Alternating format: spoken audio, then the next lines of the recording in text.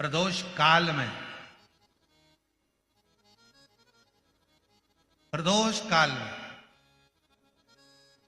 शाम के समय अपनी अर्धांगिनी मां पार्वती जी के साथ भ्रमण पर निकलते हैं अपने भक्तों का दुख मिटाने के लिए।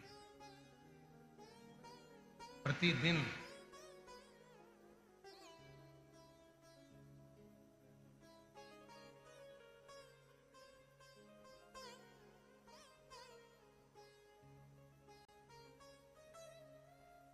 पहले दिन की कथा में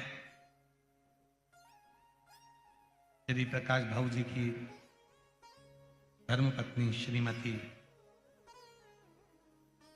बीना जी, प्रकाश जी, धारीवाल जी ने प्रश्न किया था उनके घर पर कि प्रदोष करना आया, तो पहले तो मेरा निवेदन है कि प्रदोष को समझें कि प्रदोष का मतलब क्या। संसार का कोई मनुष्य कितने भी दोष कर ले, उसकी जिंदगी के सारे पाप उसने जितने भी करे हों, यदि प्रदोष का दिन है, जिस दिन प्रदोष है उस दिन यदि उसने व्रत धारण करा, केवल एक दिन ऐसा होता है प्रदोष का जिस दिन 33 कोटि देवता और 64 योगनियां भी भगवान शंकर के सामने अपने मन की बात कहने के लिए प्रदोष काल में खड़े होते हैं और शिव जी अपने हाथों से उनके दुख मिटाते मिटाते जाते हैं। वो प्रदोष का व्रत होता है। वो का विस्तार से तो वर्णन हम करेंगे बीच में, पर सारे दोषों को जो समाप्त कर, सारे दोष, सारी तकलीफ, तुम्हारी जिंदगी के जितने जितने तुम्हारे दोष हैं, इस जन्म के उस जन्म के सारे।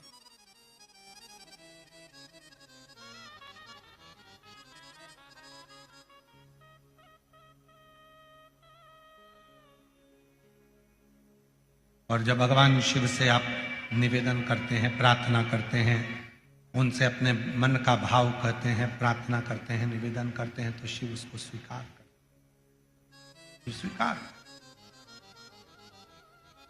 खड़े हैं देवता, भगवान शिव नेत्र बंद करके बैठे, भगवान विष्णु, भगवान ब्रह्मा सब देख रहे हैं, इंद्रदेव पीछे खड़े हैं और पीछे से देख रहे हैं। उनको मालूम है नहीं मिलेगा, नहीं मिलेगा ही नहीं, पर तभी भगवान नारायण ने फिर जमकर हर हर महादेव कहा।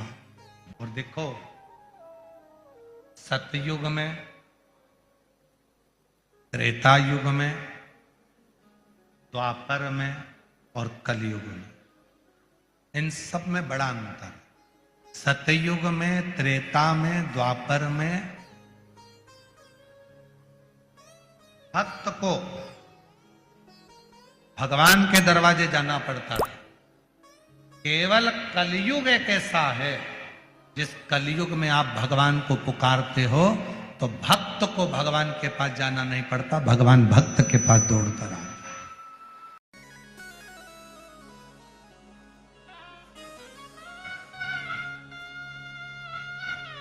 हमने पहले भी कथा में 2 दीप का वर्णन किया, आज फिर कथा में 2 दीप का वर्णन किया। कितना भी दुख है, संपदा नहीं है, बहुत कष्ट का जीवन चल रहा है, बहुत तकलीफ का जीवन चल रहा है, 2 जगह पर दीप लगाना चालू कर दो। प्रदोष काल में मतलब शाम का समय, सूरज ढलने का जब समय हो उस समय एक दीप बेलपत्र के वृक्ष के नीचे, दूसरा दीप भगवान शंकर के मंदिर पर।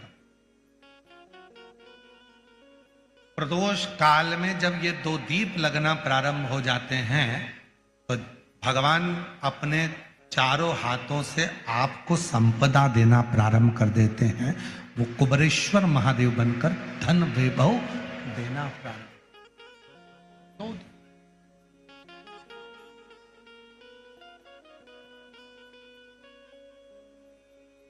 और दोनों दीप फूल बत्ती के होना चाहिए, लंबी बत्ती के नहीं।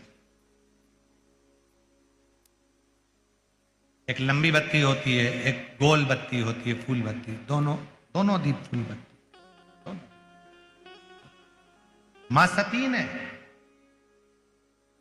जब भगवान शंकर के लिए आराधना साधना करी थी और भगवान भोलेनाथ जी से वर प्राप्त करा था, तो माता सती ने भी ये साधना ऐसे ही करी और माता सती को शिव मिले थे।